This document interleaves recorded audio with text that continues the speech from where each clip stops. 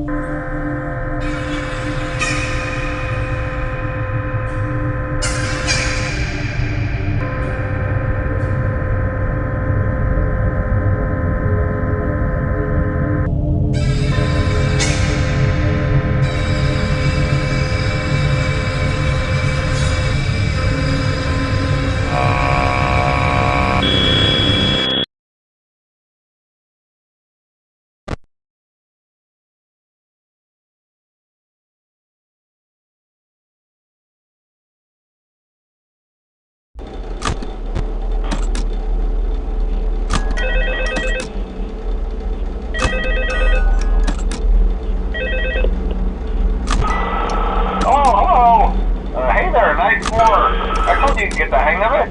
Okay, so just to update you, there's been somewhat of an investigation going on. We may end up having to close for a few days. I don't know. I want to emphasize, though, that it's really just a precaution. Fazbear Entertainment denies any wrongdoing. These things happen sometimes. It'll all get sorted out in a few days. Just keep an eye on things, and I'll keep you posted. Just as a side note, though, try to avoid eye contact with any of the animatronics inside if you can. Someone may have tampered with their facial recognition systems. We're not sure. But the characters have been acting very unusual, almost aggressive towards the staff. They interact with the kids just fine, but when they encounter an adult, they just stare. Anyway, hang tight, it'll all pass. Good night.